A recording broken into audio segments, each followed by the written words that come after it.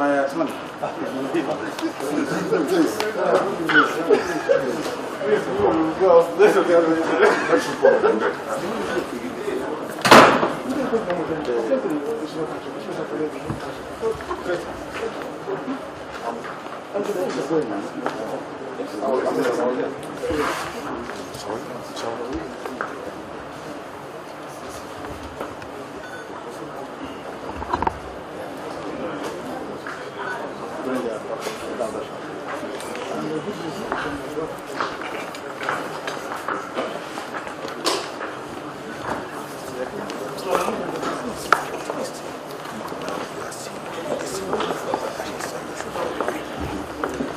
Taking a look at what has happened in court today, what is the position as at now?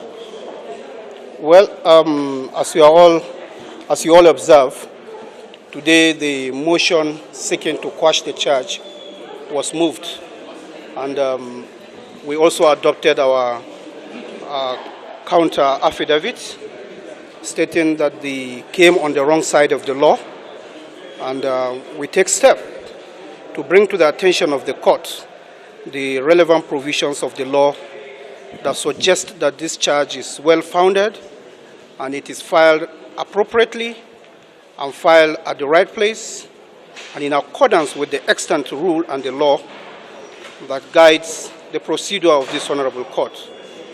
And we hope and believe that this is one offense that is captured in the open space, is proving all the counts in this charge requires no any effort. It is one charge that within the twinkle of an eye, if the trial is allowed to continue, it will be concluded within record time. And we are optimistic that this honorable court will do justice. And like I always say, this is just one of the several antics employed to delay criminal trial in Nigeria. But for this, we are ever ready to actually showcase that our criminal justice system is effectively working well. Time shall tell. Thank you. Thank you. You're welcome. Yeah, recording, here we go, live. Michael's okay, man. 3, 2, 1. Sir, please. You can, please. Lower. Don't worry, Mike, down a little bit. Let's go.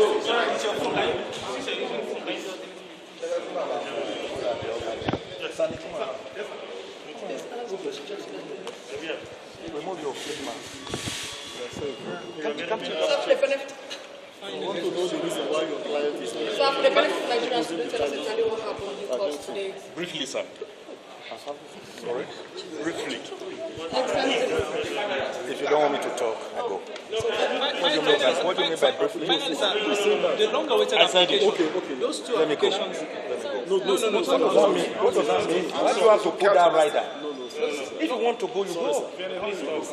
Sorry, Leonard. Don't tell me that. Our apologies, Leonard. I don't have to speak. Our apologies. You all were in court. Our apologies. I don't have to speak. Our apologies. Finally, those two long-awaited applications have finally had their days in court. Sorry? The two applications, those two pending applications, have finally had their day in court. Tell us how it went. No, not the two applications. One. Yes. And that is the one that is jurisdictional, which is saying that all the 15 counts in the charge are bad, and bad. Like I described it before the court, they are as dead as dodo. All that the court requires is to give them a decent burial. Because there is nothing whatsoever in the counts at all. You are accusing Nnamdi of making some broadcast. You didn't say where this broadcast was made. Was it made in the spirit world? Was it made in the air? Was it made under the ground? You didn't state. That was to run away from the first count they had fired, which we attacked when they had mentioned the United Kingdom. So they thought that by not mentioning a place, they had gotten away from it. But as a matter of fact, they had worsened their case. Because the Federal High Court Act says specifically, Section 34, that you must state the very location, specific location where an offense had been committed. That is one. They couldn't state any. They say made brokers, and that the brokers were in furtherance of some treasonable acts. For you to charge a person with furthering treason, you must have to charge the person with treason. Nnamdi Kanu is not charged with treason here. We call it the predicate offense. It is from this predicate offense that the acts of furthering will emanate. So they are building castles on empty air. There's nothing to support it. You are saying that the brokers he made led to protests, violent protests in the east and in Lagos, affecting Lagos' transportation system. Does this court have jurisdiction territorially over Lagos and matters that happen near Uli, near Ihiala, in Anambra State? No. Does this court have jurisdiction over matters if there was an offense committed, for example, say in UK? Does this court have jurisdiction over matters that happen in UK? Answer, no.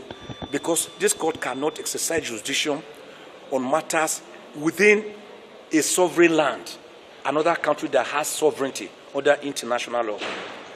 Another major point is that you are trying this man, saying for committing, for belonging to a proscribed organization. And I must now say this, contrary to what the prosecution said last time. Nnamdi Kanu has never denied being a member of Ipob. He says, I am not a member of proscribed Ipob. I want all of you to know the difference. And when Ipob was proscribed through the court process, Nnamdi Kanu challenged it. The matter is at the Court of Appeal currently. Nobody knows the judgment of the Court of Appeal. If the Court of Appeal finally says that this proscription was wrong, as we are contending, let's say by that time you had already tried Nnamdi and jailed him, how will you bring him back? So you are trying him under a law that is inchoate, that is being challenged, whose efficacy and longevity is being tested and has not been finished. So we call it lite pendes, or the doctrine of sub judice. So you cannot. So Nnamdi Kanu, in his extrajudicial statement, said he founded Ipob in 2012 in London, and that is the head. He has never denied being the founder, head, and member of Ipob, but he denies being a member of proscribed Ipob. This point must be made clear. We have also challenged the entire law itself, the Terrorism Prevention Act as amended, of 2011 as amended in 2013. Now, it is not a law within the exclusive legislative list of the National Assembly that it ought to have made. It has no competence to make it under the Constitution. We have also challenged that. There are other grounds, very strong grounds, where we are challenging that.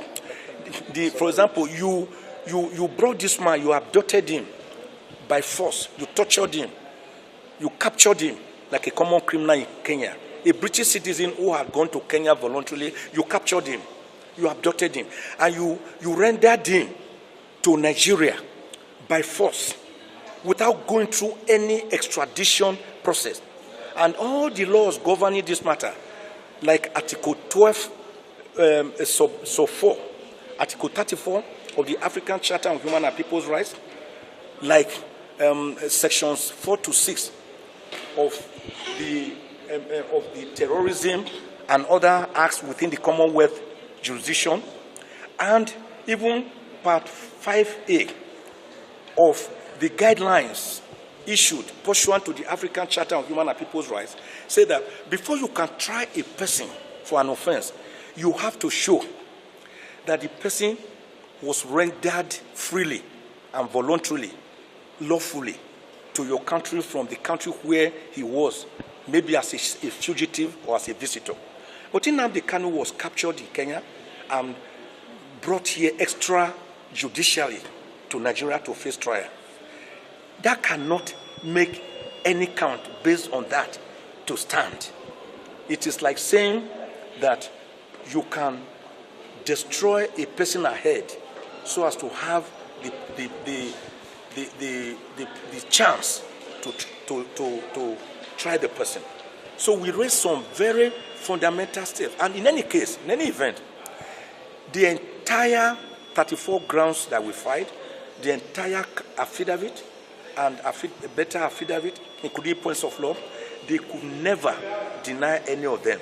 They just did what we call general denial by saying the prosecution denies the affirmance in your affidavit. What are you saying to it? What did they say to the fact that Nnamdi Kanu was extrajudicially rendered and renditioned to Nigeria? They don't have a word. What do they say to the fact that this case is on appeal and you cannot charge a person on a law that is still inchoate? They have nothing to say. What do they say when we said that this court has no jurisdiction? Because you have not said that the law was breached here. You are saying it was breached in another country and it had ricocheting effects here. Where is the predicate offense, which is terrorism, which you did not charge him for? They have nothing to say. So everything they have here is hollow, hollow, and hollow. And that is why we are telling the court to strike out the 15-count charge, discharge and acquit Nnamdi Kanu, let him breathe the fresh air of Nigeria, and let him go home a free man. Sir, a quick one. You brought the issue about his glasses up in court that he has scared him make up blind. Could you give us an insight into? Yes, And also the clothes. and the issues of his check yes, of attire? in 2015. In 2015, when the trial first started, Nnamdi Kanu's glasses were seized, and they are still with the DSS. Till date, he has no glasses. So when he now ran abroad for his jail life, when the military invaded his home at Afarauku, Ibeko, Umuahia, in Abia State, on the 14th of September, 2017, he escaped by the whiskers of his hair. True, he was just lucky. Don't forget that on that day, 28 unarmed civilians, innocent civilians, were gruesomely murdered. So he escaped. And that's the person you are saying jump bail. What you jump bail when instead of coming to court for trial, you voluntarily escape. But when you escape, when you run away from death, that cannot be jumping bail. Nnamdi Kanu would have died. So when he now went to London, where he's also a British citizen, he had another glass, which again was seized from him and broken when he was captured in Kenya like a common criminal and forcefully renditioned to Nigeria. So today he has no glasses to use.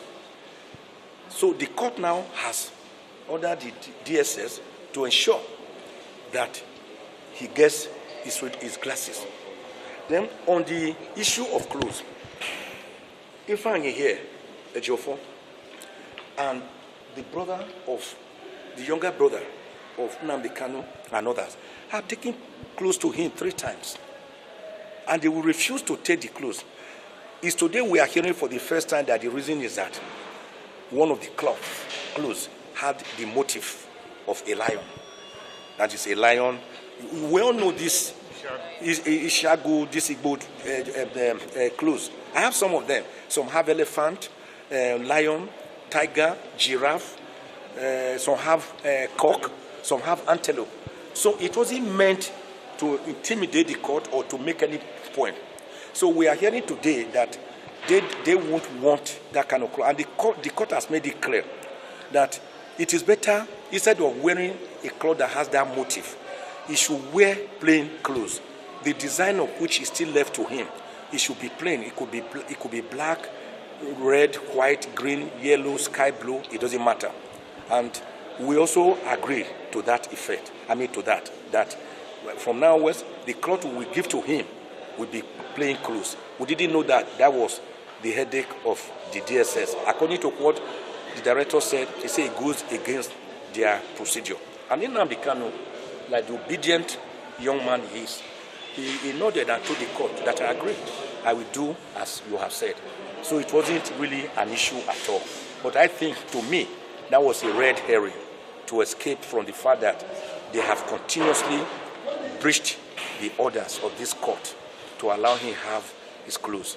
So now I've directed Ifeanyi Ejiofor to provide other clothes for him that do not have the motif of a lion or a tiger.